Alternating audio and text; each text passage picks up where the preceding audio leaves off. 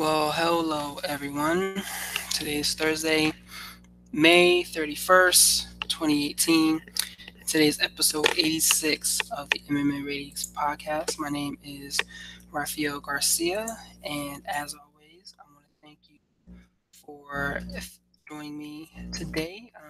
As always, I appreciate everyone's support for listening to our show and following us week in and week out. If you would like, please subscribe to the MMA Ratings YouTube channel and like and share our content across your social media networks. You can always find us here at MMAratings.net, where we are covering sport and mixed martial arts. Sometimes we branch off into other avenues as well, but we're here to cover the MMA arena. And as always, this is the only platform where you can tell us what you think of the fights, providing insight and letting us know your thoughts and feelings. So, as Hello. always, thank you for joining us. Thank you for spending some time with me today. And my partner Sharon just joined in. How you doing there, sir? Good. How about yourself? Good, man. Good. It was another late night, but luckily not too late for us to get a show going. So, thank you for your time today, man.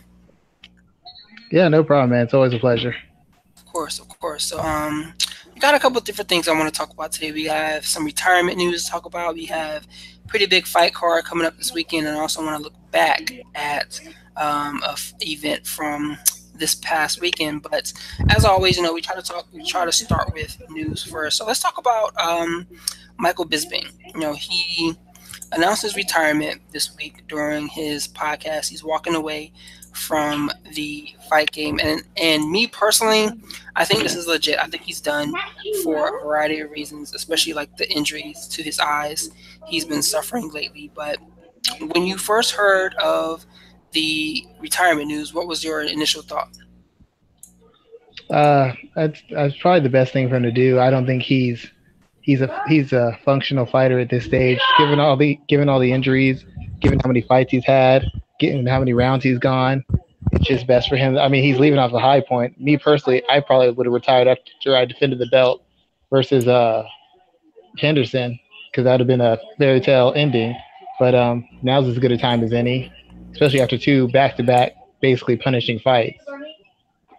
And I think what's most interesting about Michael Bisping is the way he snatched the opportunity that came when he stepped in to face Luke Rockhold on last minute's notice. Everyone was expecting him to get punished during that fight. He had already lost to Rockhold once, and he was coming in, I think, on 2 weeks' notice. I want you to think about this.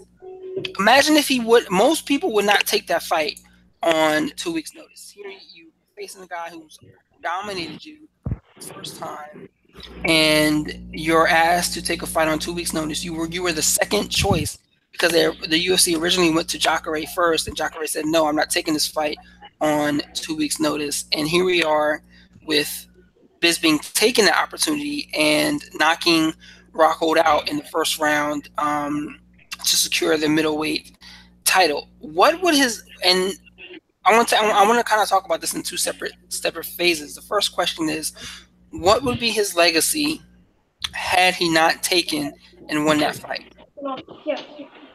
Uh, I would say his legacy would be that he's a guy who got everything out of his talent. Like, he's a guy who really proved the point that if you want it bad enough and you push hard enough, almost anything's possible. I mean, he was never the most athletic guy. He was never the most hardest hitting or the most skilled. He kind of worked himself into a legitimate contender, and he kind of worked himself into a position, no matter how many times he lost and lost spectacularly, till he got to a championship. So it's like that theme where everybody says, if you give your best, you do your best, you're always prepared, you're always ready to go. Eventually, something good will happen. He's probably the embodiment of that theme. I it's been interesting listening to people talk about Michael Bisping over the week since his retirement. He's 30-9, 30 victories, 9 losses. 20 of those, so all 9 of those losses came in the UFC, and 20 of those victories came in Octagon. I think he's second all time for most victories. He may be first. He may be first all time for most victories in the UFC. He's the only English-born champion, and he really kind of paved the way for that area in the fight game. Even if he didn't have this victory and he didn't secure the title, I think we would look back and we would have a positive look on Michael Bisping. He's someone who He'd be Kenny Florian, basically, like a meaner Kenny Florian, a guy who got lots of opportunities, who did very well, overshot his talent or his limitations, but he was never able to win the big one. He'd essentially be a less polite or less fondly thought of Kenny Florian because he would have been a guy who came up short. that's all of that is true. Um, all of that is true. I think that I wouldn't say Kenny Florian per se because I don't know if Kenny Florian was ever really a draw. Michael Bisping was a draw. That's true. He may not have been like the biggest draw, but he was definitely someone who was able to organically sell a fight, and it was hilarious along the way too. Watching him, just the way he talked about individuals, and he did it in a way where it felt unscripted, but it felt real at the same time. Like I felt like he believed everything he was saying, and that made it much more believable. Like you look at the shit that Kobe Covington said today. You look at some of the stuff that Conor McGregor has said over his run, and it's like these motherfuckers don't believe that type of stuff that they're saying. But if you look at what Bisping said over the years and the way he behaved in that time span, I think he really believed what he said, and that makes it much more genuine to me, which is a positive when you look back on his legacy. Yeah, a lot of what he said, it wasn't really anything crazy. He'd often just say, I'm better than this guy, and to give you the reasons. He'd tell you he didn't like this guy, and to give you reasons. It wasn't anything outlandish. The biggest thing I remember on that aspect of him is the fact that he did his job completely as a fighter. As a fighter, it's never just your job to prepare and to fight and to win.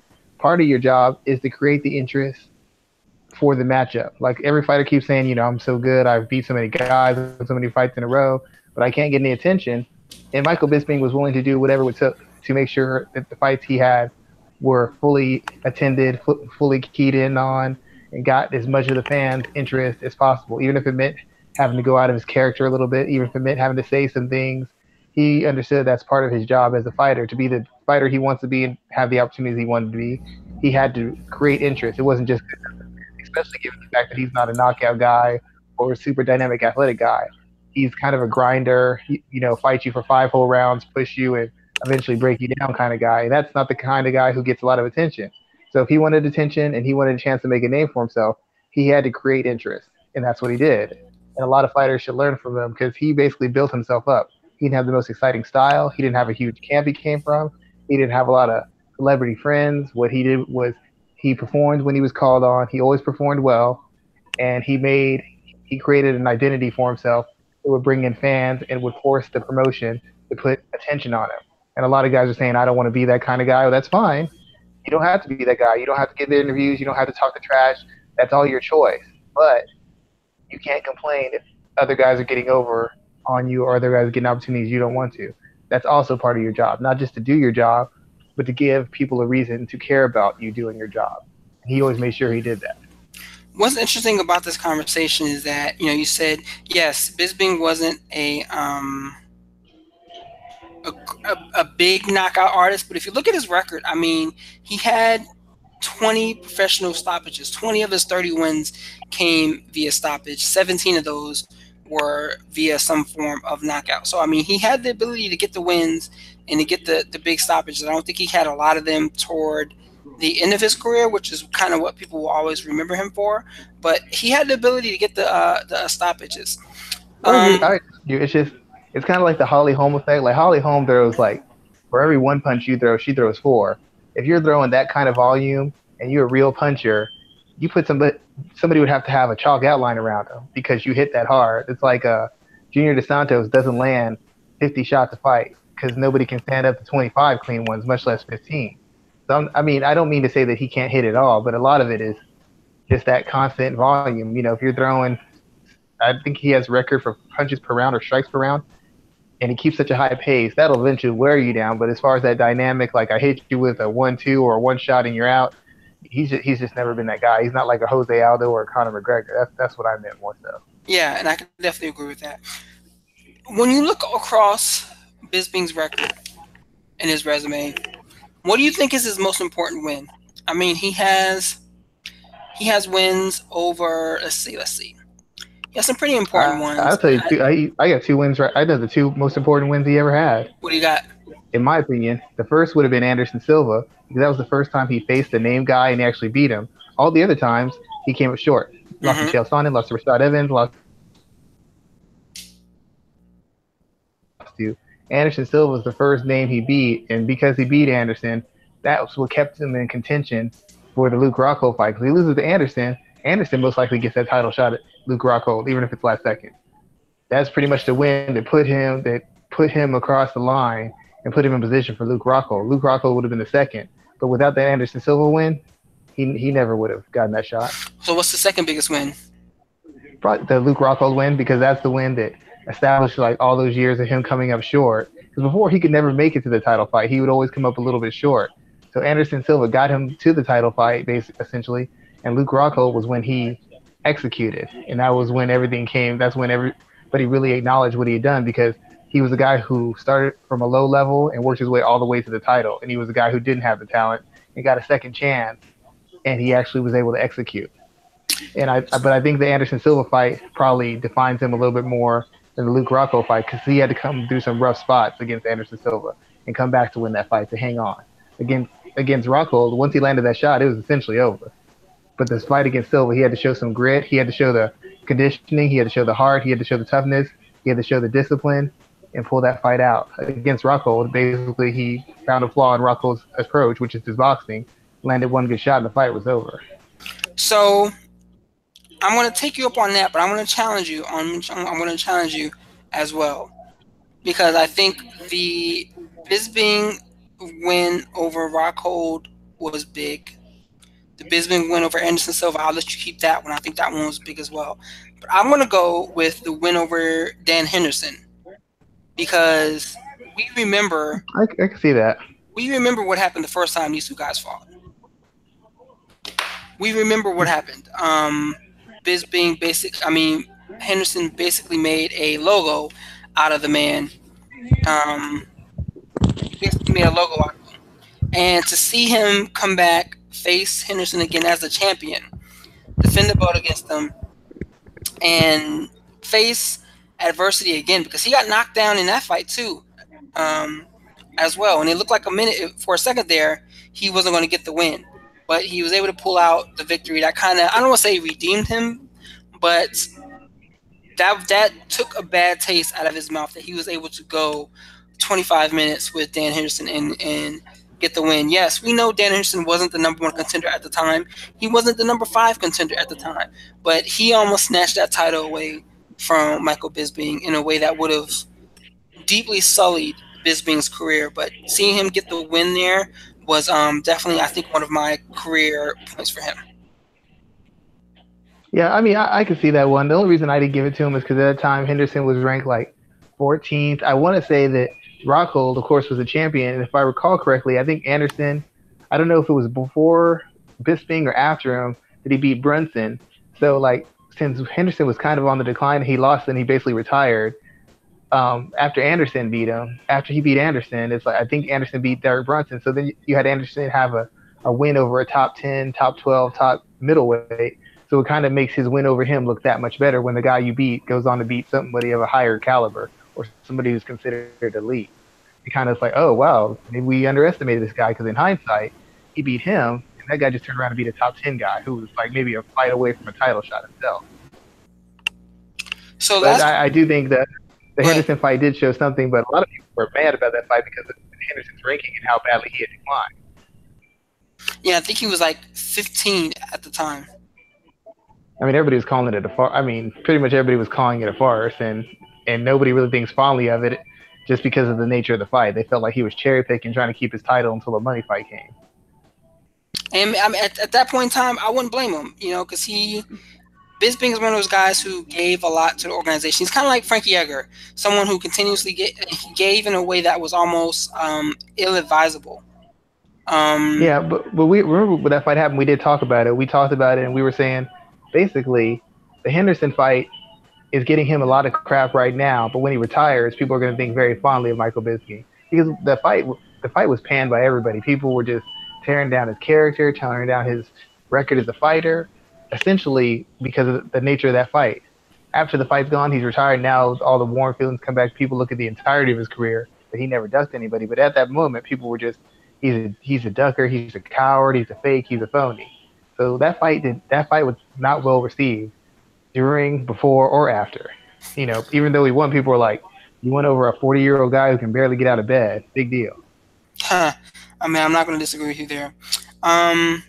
So let's move on.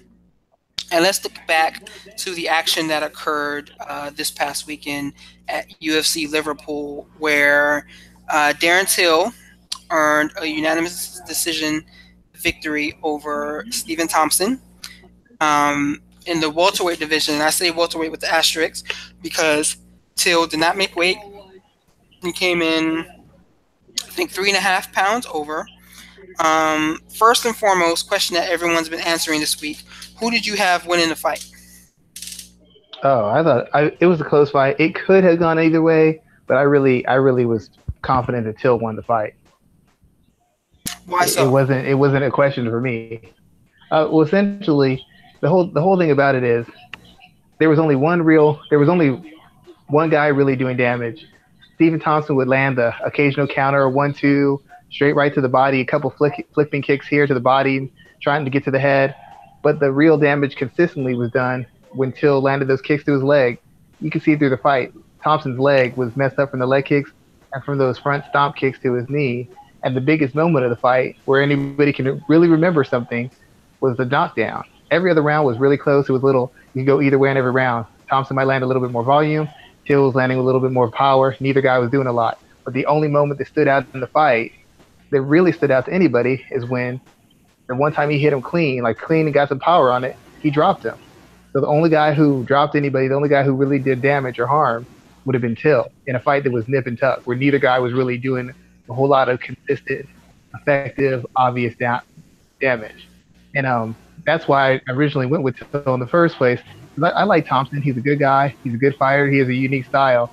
But Thompson's kickboxing record is grossly overrated. And even though I think he's a good striker and a very good MMA striker, to me, Thompson is the worst kind of striker. He's a guy who, as long as he's got an athletic advantage, as long as he's facing inferior strikers, he's gutsy, he's active, he's aggressive, he counters actively. But once you face a guy who doesn't give him clean counters, once you face a guy who doesn't run straight in or just pressure, once you face a guy who's got some structure in his attack and his defense and has some discipline, he's afraid to pull the trigger. If you face a guy who's got comparable athleticism or superior, comparable skills or superior, he turns into a different fighter. When he fought Tyron Woodley, Woodley's not half the striker he is, but Woodley's dynamic, he's explosive, he hits hard. As soon as he takes that power, Thompson wasn't the same fighter he was versus Ellenberger versus Johnny Hendricks. Against Till, once he saw the openings weren't there and Till was fading his way in and trying to close the distance and walk him down, all of a sudden he wasn't comfortable opening up or pulling the trigger on the counters. He saw the counters, he saw the opening. He didn't want to pull the trigger because he was afraid that he'd fight on something and serve himself up. So he just got really hesitant once the skill level started changing, once the athleticism wasn't in his favor. And that's one of the main reasons I went with Till, because there wasn't as big a gap between Till and everybody else Stephen Thompson faces. And once you don't have that gap, he's not the same fighter. He becomes more hittable, he becomes more hesitant, and he won't commit to a shot, and he won't throw a lot of them either. He'll feint, he'll get you in position with a shot, so he can pull the trigger on it. And that's essentially what happened. He just held back. And Till had the biggest moment of success in the fight when he dropped him. And that's what determined the fight. There was no robbery. Thompson didn't get robbed. He didn't get misplaced. He didn't get put over. He lost the fight because he wouldn't pull the trigger, because he wouldn't throw enough volume, and he wouldn't throw enough power. It's the same reason he lost the other two shots he had the title, because he wouldn't do those very same things again. So you said quite a bit there. Me personally, I had to fight 3-2 for Thompson. I thought that he was doing more in the rounds before he got dropped. I think it was one, two, and whatever the one before he got dropped. Not the last, not one, two, and three. Like one, two, and which one did he get dropped in? Four or five? I think it was four. 5. He got dropped in five, so maybe it was four that I had for him. But it was definitely a close fight. I could see it going either way. I agree. It is not a robbery. It was a close bout. Let me ask you this: how much did the hometown crowd play in him getting the call, or did it play at I all? don't think the hometown fans had anything to do with it. I know that's an easy thing to say, but the thing about it is you just look at the fights with Woodley, and I know you shouldn't compare fighters, but what happened once there was a threat against Thompson? He just he did a lot of moving, a lot of feinting, but he wasn't pulling the trigger. Even when the opening was there, he would not open up. He'd throw some, he'd flick him, he'd push him, he'd kick him around a little bit, but he wasn't putting any heat on it, and he wasn't putting any volume on it. And that's essentially what was the determining factor. He wasn't throwing enough volume to say that I'm clearly outworking Darren Till on the feet, and he didn't throw enough power to ever make Till take a backward step or to rock him or drop him where it's like, oh, okay, he's doing enough power where he's damaging him. Thompson wasn't moving the same after the first couple rounds because Till kept kicking in his knee and kicking him to the back of his legs. That's a fact. And then the one time it comes down to a power shot, the person who did the most damage was Till. So it's hard for me for people to tell me, well, he was landing all these shots. His volume wasn't that high. And let's say he landed all the volume people keep telling me he landed. Why couldn't he slow Darren Till back down? Why couldn't he back him up? If he's landing all this volume and he's so accurate, and he's got so much snap to his shot. Why couldn't he stop the forward pressure? Why couldn't he move him back? Because I saw an actual change in how Thompson fought as Till slowly chopped away at his legs. He wasn't as explosive. He wasn't as dynamic. He couldn't close distance or maintain distance the way he wanted to. And then when Till landed a good shot on his down, and he was really hurt. He wasn't just like a flash knockdown. He was actually stunned and hurt by that shot.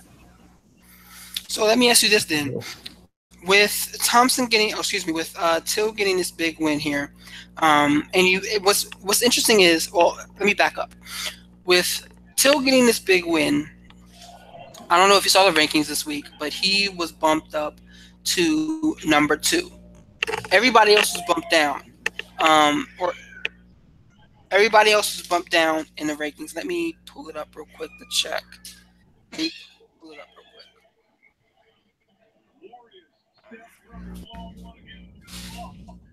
quick. Sorry about that. My cats are fighting in the corner over there. But let me pull up the rankings. Something interesting occurred here today that a lot of people have been I don't really have a problem with him being up. They've done that before, though. So now it's Rafael Dos Anjos is 1, Darren Till is 2, Thompson, Covington, Lawler, Usman, and Maia were all bumped down. Neil Magny increased. He's number 8. Then it's Jorge, Ponzinibbio, Cerrone, Nelson, Edwards, Oliveira, and Dong Young Kim. Do you think that Till's win, even though he missed weight, should be enough to bump him up 6 positions over Kamaru Usman and Colby Covington? I'm not sure about Covington, even though I don't know that Covington's beat a guy who was comparable to Thompson's ranking. Thompson was the number 1 ranked guy behind the champion. And even though Usman beat Damian Maia, Maia had already lost to Covington and did so more decisively than he lost to Usman. So I could see them going with Thompson. The only person Thompson's lost to, other than Till, in the past 3 or 4 years, is the champion.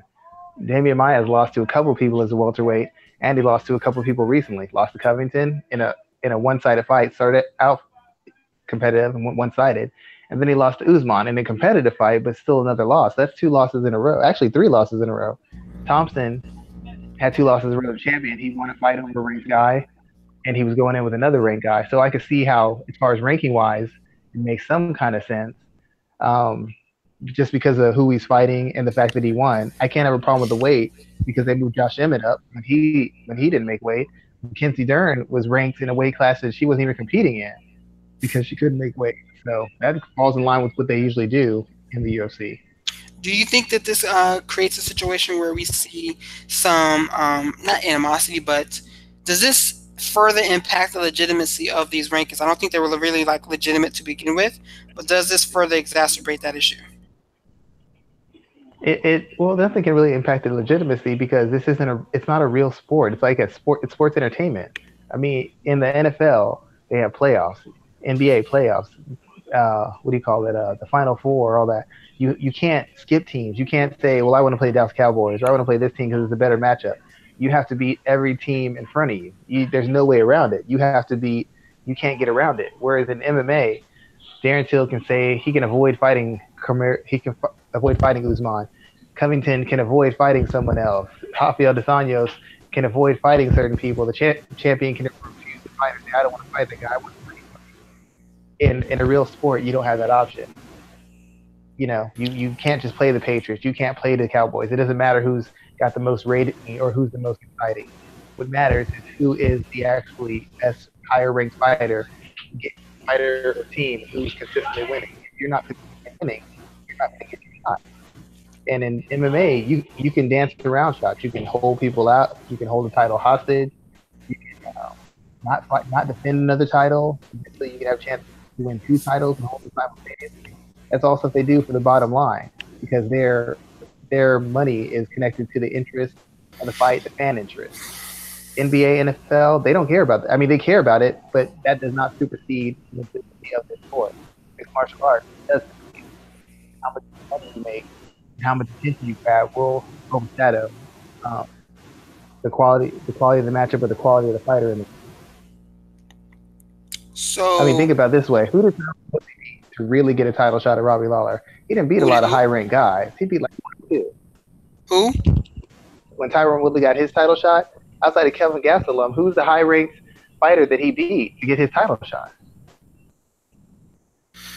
Um, Who else? Josh Koscheck? I think he knocked out another wrestler, Jason something. He beat a lot of like second and third tier guys, and then he beat Gastelum, who didn't make weight, and then he sat out, and then he got a title shot. Let me see. That is a good question. Who was his biggest? I mean, Lawler was pretty much his biggest win in his career. Yeah, I'm curious now.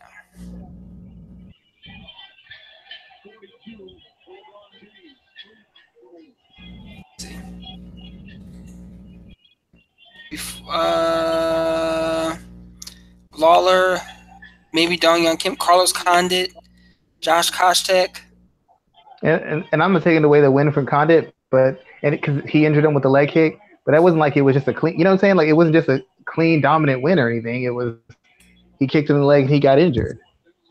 So it's not like he had these series of dominant, clean wins that got him a title shot.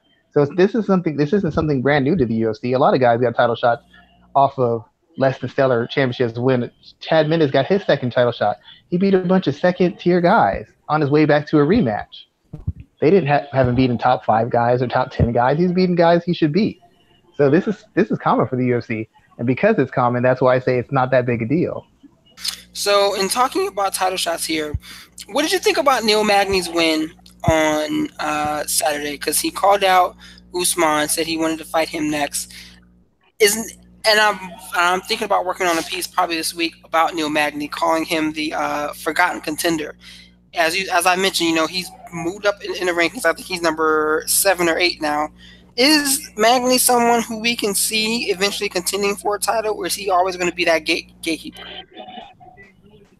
I mean, based on the instance that he wins a lot and he competes very well and he's professional, he'll always be in the title talks. The biggest thing is every time he faces a certain caliber of talent, as far as an elite opponent, he can never find a way to win. Damian Maia almost killed the dude. Lorenz Larkin blew him out the cage. When he faced the better guys, he has rarely been able to pull off wins. You have him against a certain caliber guy, and usually he gets defeated. It's kind of like the same thing that happened to Matt Brown. He puts all these wins together against third and fourth tier kind of guys. And then when he gets to that high second tier, low first tier, he gets routinely outclassed. That's been Neil Magny. Now, he can keep winning fights and keep himself in the discussion, but for him to get to the title, he's going to have to beat an elite guy. So of course he's going to call them out. He doesn't have a fan base. He's not a big draw. He's got to beat someone to get into that position that he wants to be in. So of course he's going to call Usman out. But at this stage, beating Neil Magny does nothing for Usman. Usman needs a bigger name. Neil Magny's not it. Neil Magny's on the outside looking in, even more so than Usman. So I mean, I just don't know that he can beat an elite guy. His biggest win so far is Carlos Condit, as far as beating a guy who's ranked and accomplished something. And that's a faded Carlos Condit who's a seller. I like Magny. He's a good guy. He's well prepared. He's well conditioned, but he's not the kind of guy who beats elite talent. And until he can consistently, or even once, beat elite talent, I'm not going for him. He's essentially Michael Bisping, a guy who beats everybody else but can't beat the best. Donald Cerrone, a guy who beats everybody else, falls against the best every single time. He's that kind of guy. So who is the next man to get a shot at the title? If RDA or Covington wins, they're going to be chancing to unify. That's why they're having the interim shot. And the closest person after them is probably going to be Till. He wins one more fight, he's going to be in there. Usman's the guy who's on the outside looking in because once again, he doesn't have a lot of top end wins at welterweight. He just doesn't. Look at his list of wins. His biggest win is Damian Maia on a 2-fight losing streak before he fought him. And he had the least dominant performance against Damian Maia than the champion and Covington. Till got a decisive, maybe not decisive win, but a close win over the number one ranked guy who had only lost to the champion. So Till's ahead. Maybe they'll have Till Ponzinibbio if Ponzinibbio's healthy. That might be a fight that could be made. But Till's clearly the leader in the clubhouse. Usman on the outside looking in, and Magny's outside of the planet trying to find a place to fit in, trying to look for a place to land. I think RDA and Till are the next two challengers for the title. RDA to unify, and depending on who wins from that, then Till wins his next fight, he's in there. Usman's got to win at least one or two more fights minimum. 1 or 2 fights minimum. So, you talked about the main event. Is there anything else that jumped out to you from UFC Liverpool? Anything else that caught your attention that's worth talking about? Let me think real quick. I'm trying to think. There wasn't too much to stand out. The Jason Knight fight was very good. Unfortunately, he lost. It seems like he's been kind of found out a little bit. There's a way to scheme around him because he's one of those guys who's got a dynamic ground game. But the fact of the matter is, he doesn't have a legitimate enough established wrestling game. For one, to create scrambles, and two, he's one of those guys. He's like Courtney Casey. He'll sit on his back and play rubber guard and search for submission and hunt for submissions instead of looking for reversals or ways to get on top, or looking for ways to get on his feet. Which means that if you have a solid grappling background, you can essentially take him down and just hold him. Even if he's attempting submissions, he's working that rubber guard trying to balance you. He's not aggressively trying to get to his feet. He's not aggressively trying to get back up. Which means you can control him. You can shift him up with shots and just control him to the decision. He's dangerous on the feet, but once again, his wrestling's not good enough to keep himself on the feet. His wrestling not good enough to keep his feet if he wanted on the ground. His striking defensively isn't sound enough for him not to be in as much danger as you are. Even though he's got some athleticism, he's not a dynamic enough athlete to be dangerous as an offensive wrestler or an offensive striker. So essentially, his whole approach is a type of where if you have discipline, you have confidence around, you can take him down, wear him out, or take him down in a defensive position. Still time running. You got 2 clear paths to victory over him. He seems to have been your volume's going away. Let me check your volume real quick. I said he's going to be a prospect who has potential title shots or contendership to a guy who, he could possibly be on a 3-fight losing streak in his next fight. So I found that interesting to see how quickly, within about a year and a half time, he went from hot prospect to a guy who people have a lot more questions about than they actually have faith in. Okay, I'm not even going to disagree with you there on that. So, before we talk about this weekend's fight, let's also talk about Gegard Mousasi winning the Bellator middleweight title in a way that, I feel like was pretty predictable. He defeated Rafael Carvalho in the first round of their fight. What are your thoughts about that bout there? Are you surprised that Mousasi won the title? I have another question about him in a minute, but are you surprised that he won the title and the way he did it in such a dominant fashion? I'm not surprised he won because Carvalho had he'd been fairly impressive, but the fact of the matter is he had struggled against Bellator's middleweight division, which is paper thin. He had struggled against Melvin Manhoff, a guy who's seen his best days 5 to 7 years ago minimum. He had a hard time taking him down. He had a hard time striking with him. The thing with Musasi is such a good all round fighter. He can strike well enough to compete with world class strikers. He's got good enough takedowns in wrestling that he can take down guys in an MMA context who are supposed to have superior wrestling. He's good enough to defend wrestling, and he's a good enough grappler where he can finish top end wrestlers and he can finish, competent to very good grapplers. Carvalho is a dynamic athlete with some creative striking and some dynamic striking, but he hasn't been facing anybody who could force him into positions he didn't want to or take him into places where he didn't want to go. His athleticism has been enough to get out of bad positions or keep himself in bad positions, and his striking put enough fear in people that they wouldn't commit to takedowns, commit to putting pressure on him and walking him down.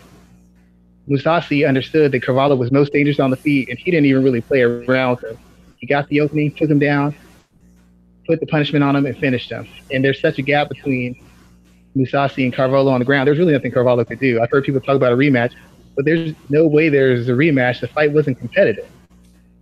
So I wasn't surprised by how the fight went. I wasn't surprised by the ending. The biggest thing that impressed me was that Musasi didn't even attempt to play around with him on the feet, which a lot of guys would have done. Try to feel him out, see if he can score some points. Musasi said, I'm not even playing with that. I'm going to get him to the ground, I'm going to win the title, and move on to the next challenge.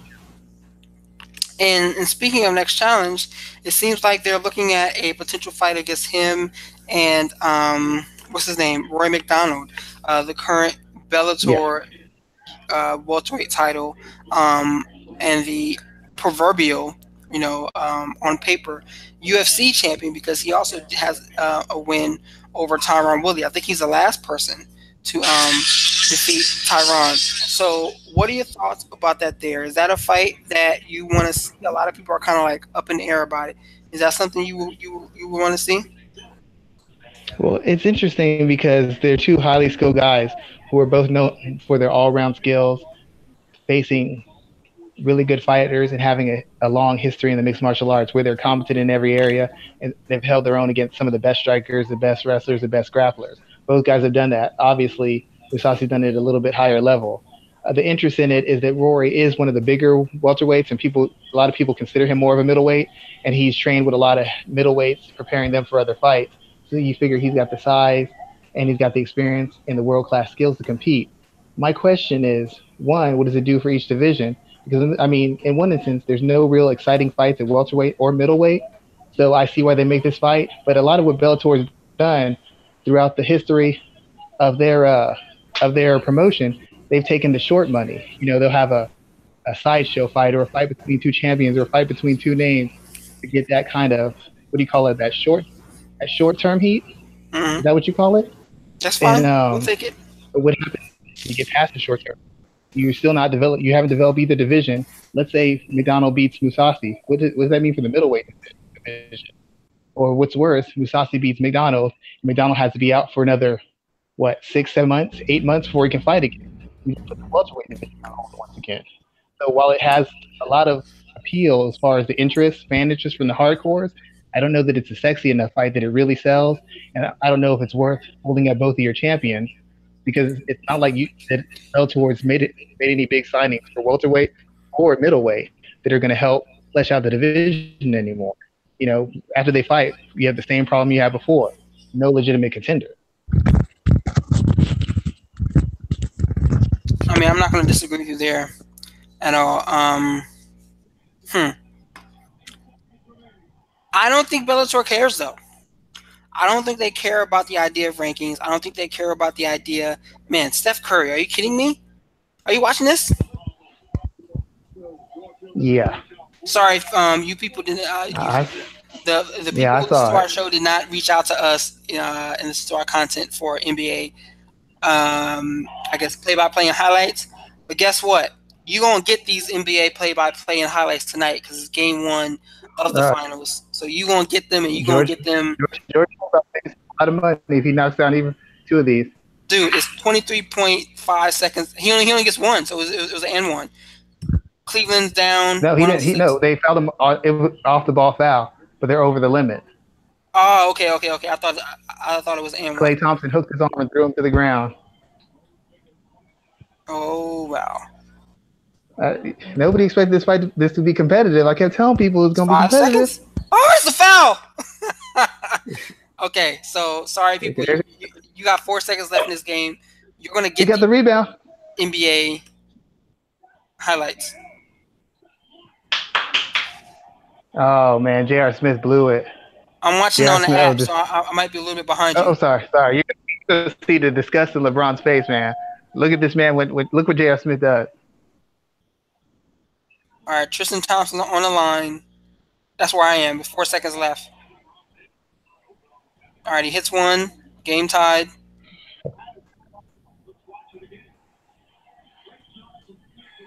God, I hate West Coast games. Like, I legit hate West Coast games. Did you see J.R. Smith? No, I'm not there yet. Tristan's on the line.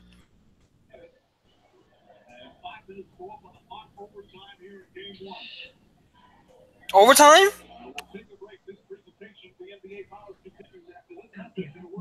What the hell is JR doing? That's what I'm telling you, dude. He gets the rebound, and instead of coming right back up to draw the foul, he dribbles away and holds the ball. Wow. LeBron James was to punch him in the mouth. Okay, the disgust on his face. Listen, folks. One of the top athletes in the world that we would like to see do MMA is probably LeBron James, and we almost got a highlight of that in Golden State tonight. He's thinking, he's like, JR, I got you paid. You have one job. Get the rebound, get me the ball, get the hell out of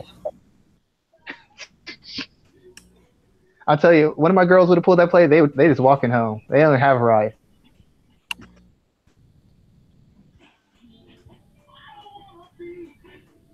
JR had no idea. Wow. It's a tie game. Put it right back up. Get a foul. Wow. Game over.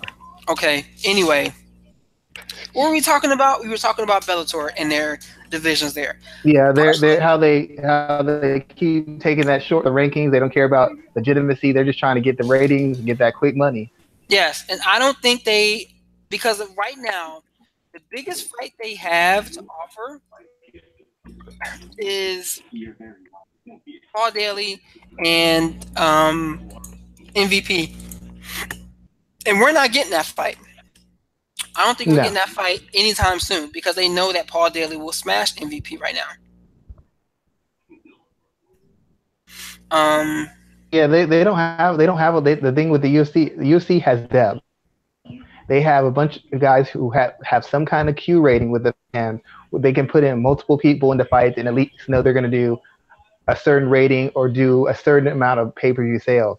Bellator doesn't have a lot of guys who are known or a lot of guys who are popular, who are even popular enough or have enough legitimacy where they can just put them together and know I'm going to get a guarantee this kind of rating, get a guarantee that kind of rating. They don't have that kind of depth.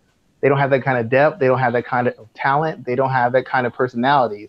And due to the fact that they don't have as much depth and talent, they keep putting all their big names against each other in every sort of combination possible so that the few guys who might have a fan base and might have been able to build up some kind of momentum and get the fans on their side, they don't have to because they got too many losses. David Rickles is a good example of that. They made him face Michael Chandler twice. He got brutally knocked out. He lost to one of the Pitbull brothers. So every time he gets some momentum, he's got a great personality. He's got a great shtick, but he can't make any sort of headway because he keeps being put in so tough and getting wrecked. And it happens time and time again. And you can't get the fans behind somebody who's getting knocked out every other fight. Well, I mean, I'm not going to disagree with you on that. But I still think that Daly has value to them, kind of in the same way that Mark Hunt has value to the UFC, almost in the same way that Donald Cerrone does as well too. I think that they're going to hold him in that position. But once again, you put Donald Cerrone, you put Matt Brown, you even put Neil Magny on 5, 6, 7 fight win streaks. Paul Daly's lost as much as he's won in the past 2 years, and when he's lost, it's been decisive, if not embarrassing. Think about that. You know, when he lost to Fitch, that was domination, except for the first round. When he lost to Roy McDonald, that was easy work. So when he's lost, it's been pretty decisive and not very competitive. And when he's won, it's been exciting, but he's never been able to put 1, 2, 3 fight wins together. He hasn't been able to do it in Bellator. So once again, it's hard to maximize his potential or his fan base because you keep putting him in these matchups that are at best 50-50 fights for him. Like who decided to put Paul Daly against John Fitch? Who was the genius who came up with that one? I mean, so let me ask you this then. With MVP stopping Dave Rickles the way he did, I mean, Dave Rickles, someone who I believe he challenged for the lightweight title when he fought Michael Chandler. Who do you go to next? You got to go somewhere because you can't keep putting him against cans, for lack of a better term. So where do you go next? I got a couple ideas. You could always go the Lorenz Larkin route. MVP versus Lorenz Larkin. Yep. You got two dynamic strikers, guys who kind of have unique styles of striking, athletic guys who aren't particularly durable. You know, Lorenz Larkin is a favorable style matchup for MVP because he's a striker. He doesn't have the dynamic kicker, kind of creative striker. And then you have him against MVP, who's essentially just a different version of Lorenz Larkin. But it's a favorable matchup. It's a stylistic matchup that works. Who else would you say? You know, I mean, I don't know who else would I go. You can't put him with McDonald, clearly. I don't know that there's another outside of Daly fight that works in favor of MVP as much as that fight with Larkin does.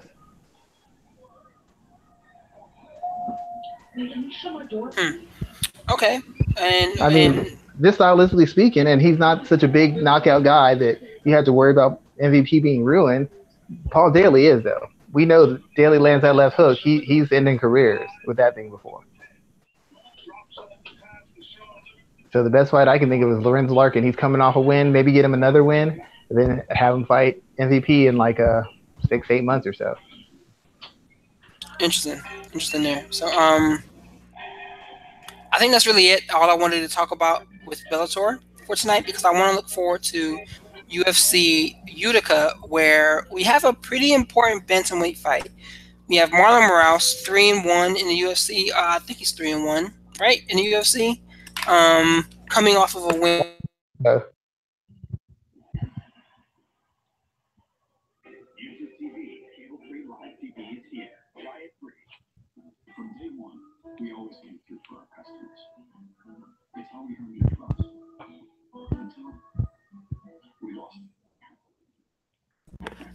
Sean. Yeah. You hear me?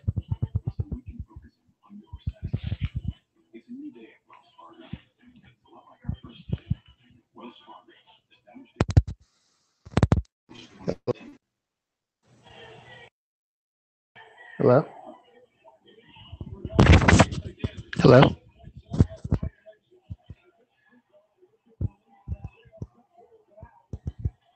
Hello?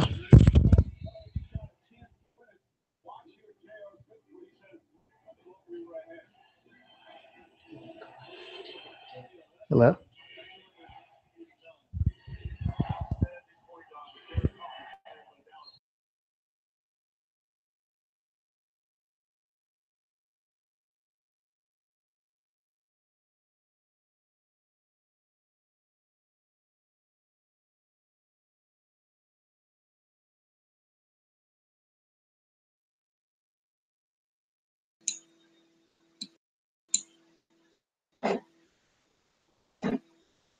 Sean, you there? Let me see if I can. Hello, can everyone hear me okay? All right, let's see if I can get Sean back in. Let me we just had some technical issues there.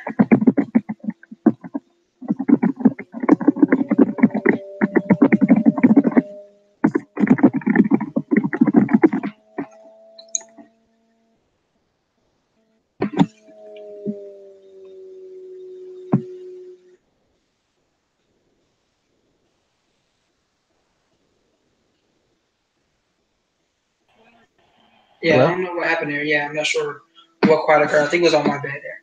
But we were talking about Marlon Moraes versus Jimmy Rivera, and what are your thoughts about breaking that fight down? My thing with Rivera is he's very good at his team, and Rivera seems like they're very smart people. They pick up on the triggers, the style, the rhythm, and the pacing of their opponent initially. The problem is if their opponent has a solid plan B or can make an adjustment, Rivera just never seems to be able to get it back together. You see fights early, he either blows guys out or he puts so much damage on them that he runs away with the fight. But the minute a guy, if he expects a guy to come forward, he's ready for that. Got counters, takedowns, inside work in the clinch, ground and pound. He's got everything ready. But if all of a sudden that guy starts fighting off the back foot or drawing him in and looking for counters, it's like he doesn't know what to do. Like he can't make an adjustment. He's like almost a strictly game plan fighter who's got enough power, durability, and skills where he can take a fight over and basically take a lead and sit on it. But if you make any sort of adjustment or you change your approach or your style or your weapons, he can't make an adjustment. So he's got to depend on whatever damage he did early in the fight to carry him, or he's got to hope that you have a lack of power or maybe a lack of killer instinct to really make him pay for the fact that he can't figure out a defensive or offensive measure to stop you from doing whatever you want to. In fights that go rounds, he starts off really hot, and from about the beginning of the second round, halfway through the second round to the end of the fight, he starts getting hit more. He starts missing more shots. He can't take guys down. Guys start taking him down because they start making adjustments in what they're doing, and he doesn't have an ability to adjust on the fly. And it doesn't seem like his team has an ability to just adjust on the fly either. So who So, do you pick winning this fight and how? um, I want to say Moraes because it seems like he wants to fight more. I think Rivera feels like he's above this kind of fight. Like he should be fighting Garbrandt or fighting Dillashaw, and he shouldn't have to be fighting this guy. I don't know that he wants to fight as much. I think he's just had to settle for it. And I think if he doesn't get Moraes out there earlier, Moraes will start getting his timing. He'll start getting accustomed to the power and the aggression. He'll start making adjustment, setting traps, attacking different levels on Rivera, and then he'll start taking him apart. I fully expect Rivera to kind of jump out to a lead and put something on him, but I feel that Moraes has good enough camp and has enough athleticism and dynamic striking skills where he's going to make some kind of adjustment. If he's getting pressured, he'll find a way to beat the pressure. If he's being offensive, he'll start sitting back and setting traps. If the fundamentals aren't working, he'll start throwing spinning kicks and front kicks and fly and Superman punches, whatever it takes to change the pace and the rhythm of the fight. And once the rhythm or the pace has changed or the tone of the fight has changed, then I fully expect for a Rivera to start kind of falling apart and trying to hang on and just trying to fight his way through it instead of actually making technical and strategical adjustments that allow him to be put in the best position possible to win the fight. Hmm. Interesting there. I think this is an important fight for both men, and it sets the table for the winner. I think to be on the short list of title contenders at bantamweight, especially if the fight between Demetrius Johnson and TJ Dillashaw never comes into play. But the thing about UFC Utica is there's a lot on this card that I think makes this card good, better than some of the other events we've gotten at this level in recent months. We got Nick Lentz fighting in the co-main event. This may be his highest placement on the card yet to date. He's fighting Leandro Santos. But, I mean, we got Nick the Carney Lentz coming back and taking a big fight in the co-main event here. We have Gleason Tebow, Desmond Green, my dude Julio Arce. If you know, those of y'all who don't know, Julio Arce may have been my first MMA interview years ago. I think like back in 2012. He was my first interview, so it was good to see him do his thing. Walt Harris, we got Siraj Eubanks and Lauren Murphy. I think that's an important fight there. Looking at this card here, what kind of stands out to you as another important bout for someone not in the main event? Well, the Eubanks Murphy fight stands out to me because Murphy beat Honchak, and if she finds a way to beat Sajara Eubanks, she'll beat the girl who was supposed to have the title shot. Some would say that would put her in position to be in the talks for a title fight. Because I know everybody wants to see Valentina Shevchenko compete for the belt. I get that, but the fact of the matter is, Valentina hasn't beaten anybody of any rank and hasn't beaten anybody who has a win in that division in the UFC. Lauren Murphy would have beaten Barb Honchak, who was a former title holder in Invicta and was considered the best girl of that weight class in the world at one point. And she would have been and if she beats Sajara Eubanks, then essentially she's beating the girl who was expected to get a title shot at would have had a title shot versus Nico Montano had she not had the weight issue. So that fight holds a lot of weight for both girls. If Sajara Eubanks wins, I think there's a discussion to say that she could get the fight because she was already scheduled to fight Montano for the belt. Why not just put her in position to have that fight again, make Valentina fight one more fight, and then have whoever wins between Sajara and Nico fight Valentina for the belt? Because I really don't think Valentina has done enough in the weight class to demand a title fight of any nature or of any sort. As far as the fight goes, it's an interesting fight because Eubanks is a world-class grappler, like a beyond a world-class grappler, but you haven't seen in her fights, you haven't seen world-class grappling as far as finishes, takedowns, transitions, or defense on the ground, or counters on the ground. What you've seen is, at least in a tough run, you've seen disciplined takedowns, you've seen some more workman-like submissions, and you've seen dynamic striking and athleticism in the stand-up. The biggest issue I have for Sajara is Lauren Murphy's the kind of girl who puts a lot of volume, puts a lot of forward pressure on you. She can't allow Lauren Murphy to get going. If she lets Lauren Murphy get going with her pressure and her volume punching, Lauren Murphy's going to get her up against the fence.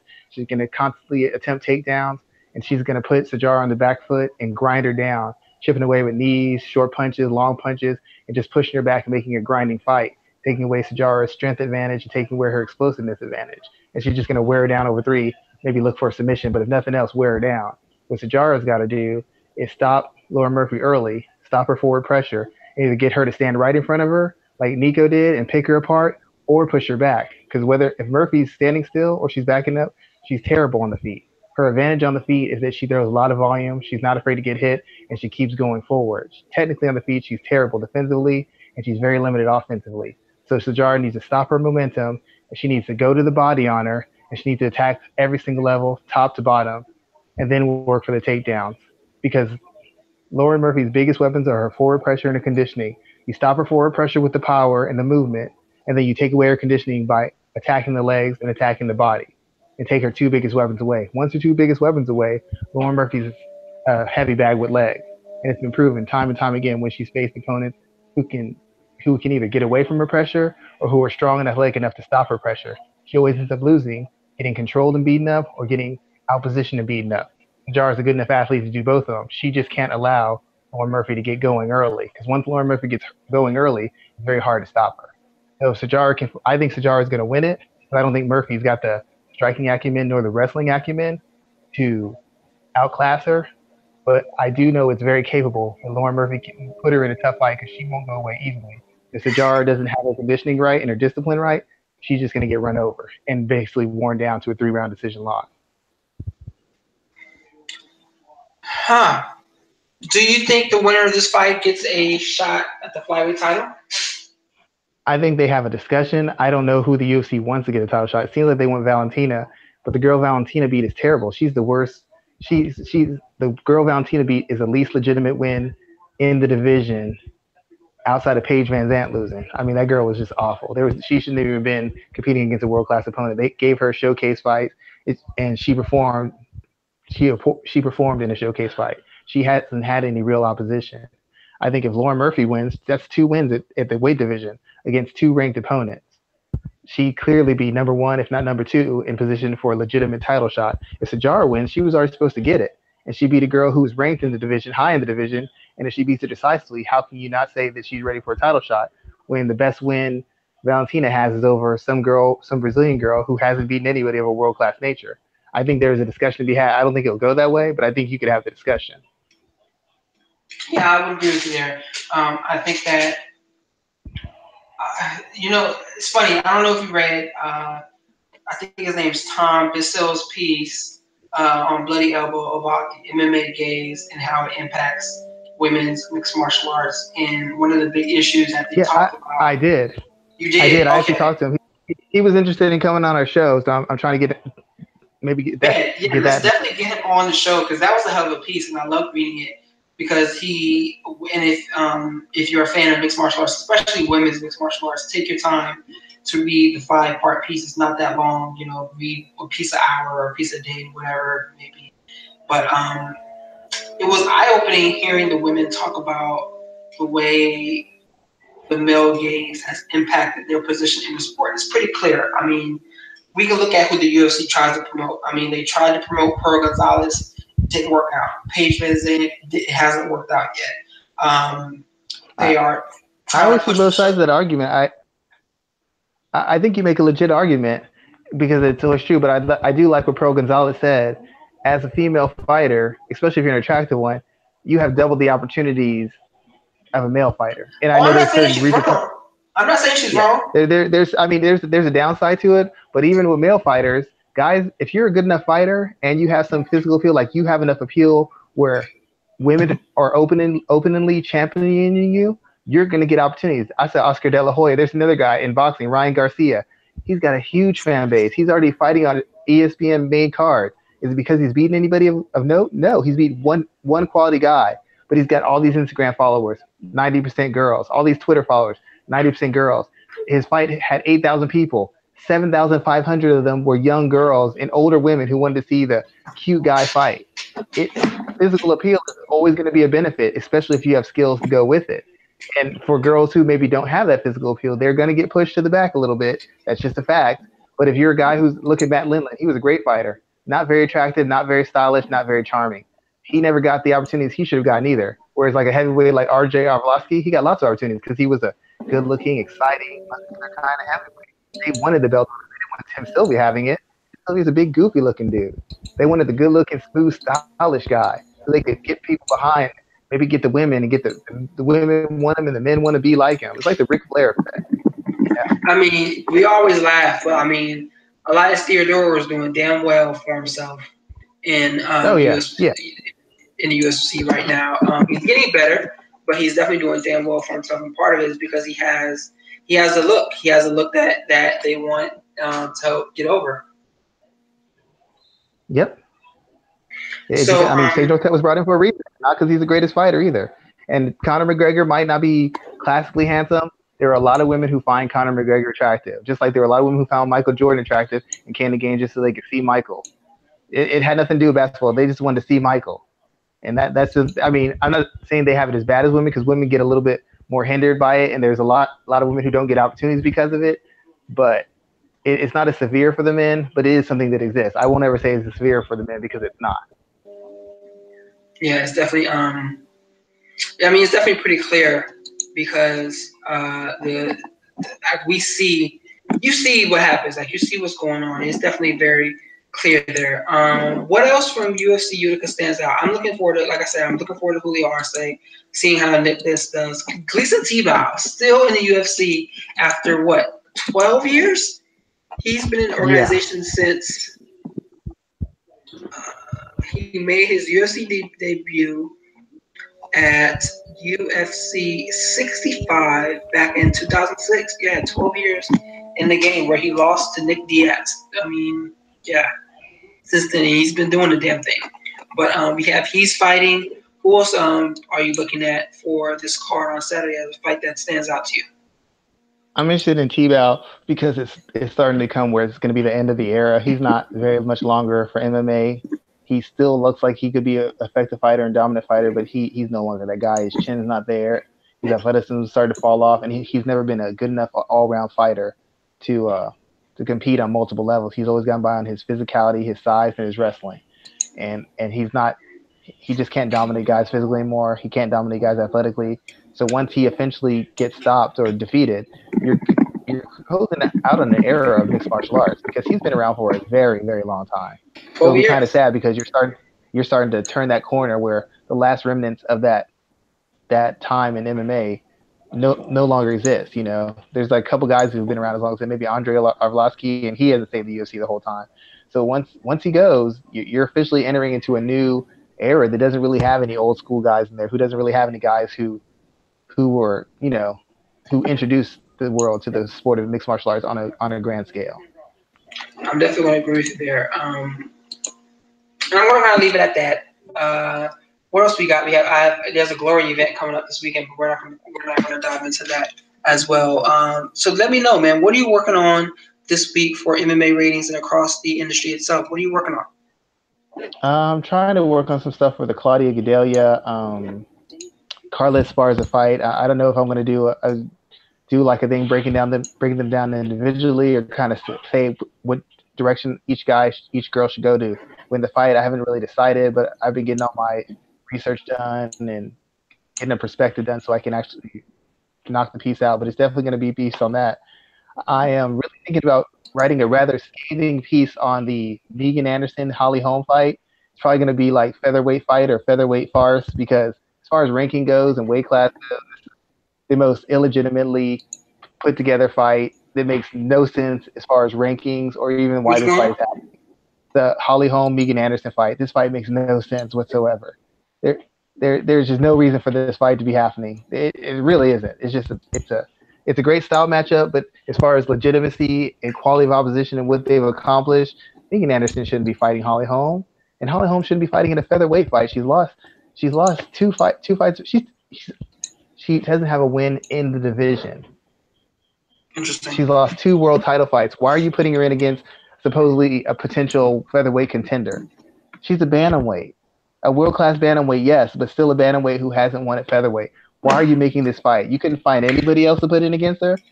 I don't know. It's ridiculous to me. It's just ridiculous. True. I definitely see where you're coming from. I'm not going to disagree with you there. I'm working on content for IBJJF Worlds that's going off this week. Congratulations to 2 of my good friends who participated. Nicole, well, both their names are Nikki. We call one Nico and one Nikki, but they know who they are if they listen to the show. Both of them competed this weekend. Didn't get the W, but they got out there and they stepped out to the big stage. Congratulations to them. If you get figure out to get better, that's important too. I mean, hey, they had to get out there to get better, so they know what's up now. I think they're going to come back better than ever in the next few months and going forward. Both of them are 2 very tough ladies on the mat. Props to them. So, let me say that I've never competed anything. I never had that urge to. I'm not scared to. I just never had the urge to. So people who go out there and compete and do that, I'm very impressed with them. Nothing but respect from myself as an interested observer. I respect them greatly. I'm with you on that, man. Definitely congrats to them. I'm working on some pro wrestling stuff as usual. I have some MMA stuff I owe Mike, so I got to get some stuff in this week. But, man, there's always something to do, so we got a lot of content to cover. Yeah, make sure to let him know that the show's ready to be put on, because he gets real salty about that, man. Definitely. So he gets salty with that one. Yeah, I get that message. So when were y'all gonna tell me the show was on? Yeah, I just ignored him. He's probably I'm not like, whatever. I'm not gonna say that. I'm just like, it's Raphael's show, man. I'm just the co-host. Gotta go. I just throw. I will take the blame for it. Well, yep, I will take the blame for it. I have no problem taking the blame for the shit that I do. But with that in mind, man, we're going to go ahead and close out. As always, dude, thank you for being on the show. Thank you for joining me for a late night edition of the podcast today. We kept it clean, though, folks. No, when we mean late night, that just means I was out drinking after work. So I don't know how many of y'all like regular, normal, traditional sports, but if you find out that LeBron James choked out J.R. Smith from the ESPN reporters, watch the game, watch the ending regulation of the game, and you'll know why. Because you'll want to choke him out too. Anybody who's in Ohio, you want to fight J.R. Smith right now. I know that for a fact because I'm not even from Ohio. I want to fight that dude. LeBron had 51, 8, and 8. 51, 8, and 8, and they had a chance to win in the finals, Game 1. Still in Game 1 in the NBA playoffs when you're on the road is monumental. And this fool, no holds barred, fucked it all up. I tell you this much: if my daughters would have pulled that, they'd be like, "When are we going home?" The rest of us are going home. I don't know where you're going, but you ain't going with me. It's unacceptable. Unacceptable. It's so bad. So bad. And I got kids who play basketball. I'd be like, you watch this. I'm gonna tell them. I'm gonna wake them up as soon as we get off. Watch this play and know that if you ever make this play, you no longer have parents. Not a father. You're not missing. You missing everything. You have no family. You have no one. Just go on your own and find another life to live. I'm with you on that, man. That That's was exactly what terrible. they deserve. Because he effed up, and he effed up in a way that he's probably still hearing it right now. You know they got to restrain LeBron right now. You know they got 4 or 5 guys on him right now. Talking about you got a whole series, LeBron. Calm. We can't have you going to jail, man. Oh my Lord, that was terrible. That was terrible. But fans, thank you for listening to the show. Once again, if you have any questions, feel free to hit us on Twitter. Me, Black Jordan Breen, Rafael at R Garcia Sports.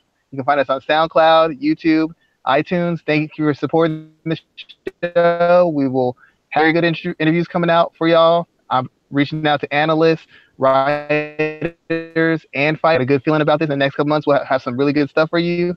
Just keep supporting us, and we'll keep doing our best, very best for you. Exactly, man. So with that in mind, man, have a great night, and we'll be back next week. Yeah, you too. Have a good one. All right. Bye.